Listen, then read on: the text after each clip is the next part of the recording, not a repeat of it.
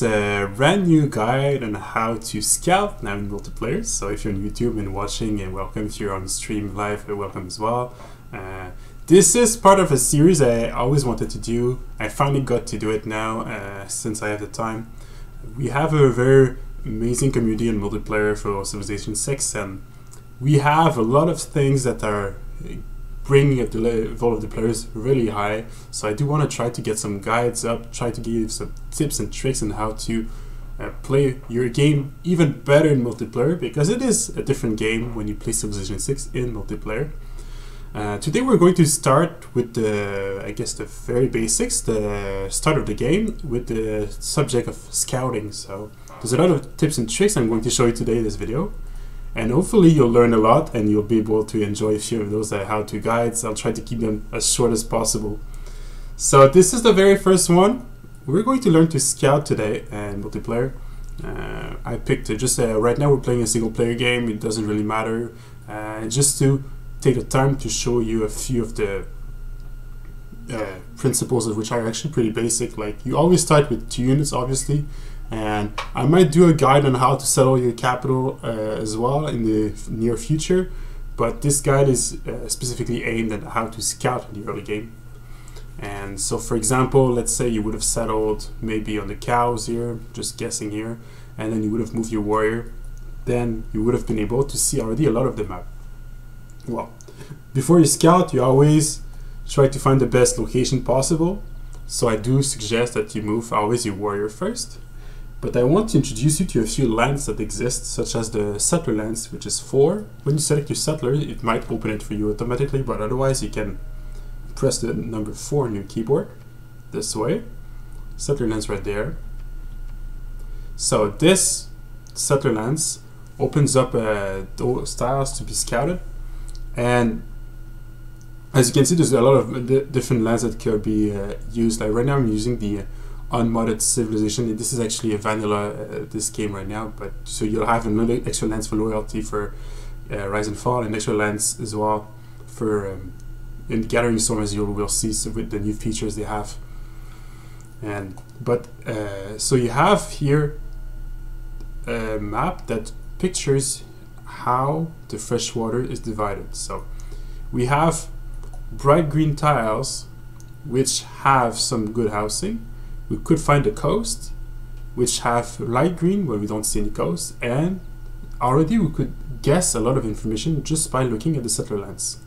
For example, if I was to move my warrior here, I know that there is no rivers here and there's no coast.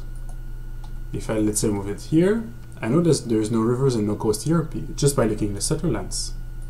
And I also know that there is no city close by, because when you settle a city like this, you can see the red tiles are now appearing 3 tiles outside the city. So as you could expect, when you do scout in multiplayer, you do want to try to get as many scouts as possible, but you do want to get as many times the settler lands open, so you get to scout and see further ahead if you might find it, maybe be able to find something. So this is the very first step. So here, for example, we know the river continues. You have a green tile. If we, for example, moved here and here, we found here there are green tiles because there's a lake. We see the lake, but assuming we couldn't see the lake, we could have predicted there was a lake here. And we can also see there is a red tile right here. So what does that tell us? It does tell us that there is a city nearby. It's either a city-state or another player. So let's go end our turn. We'll find out which one it is very soon, but either one, we know there's something in that direction. So if you want to try to avoid finding something, or if you want to try to find something straight away, you can press a 4 and say, oh, there is something in that direction, let's go check it out. And especially in the early game, if you're aiming to find some city-states first and to have the first envoy, it might be worth it to go towards those players, right? However, in that case, just by looking at the border, I have a little bit of experience, so I know this is not the city-state, this is another civilization. So then I get to choose if I want to meet that civilization or not in multiplayer. So if I go here, we'll meet the civilization because I'll be in range. If I go there, I decide to not find it straight away. So this is the very first trick. Use the settler lens. The settler lens also includes the loyalty. So once you meet someone, you'll be able to see the loyalty drop, as we say, which basically says -20, -12, -8, for example, on those tiles. And this will allow you to guess roughly what's the range of the cities, even if you don't know where they are, because sometimes loyalty drops could appear in different directions. So if we go here, if I, for example, I see loyalty drop here, I could assume there's another city in that direction, depending on the number. Another good thing about the early game is I suggest you move only one tile at a time.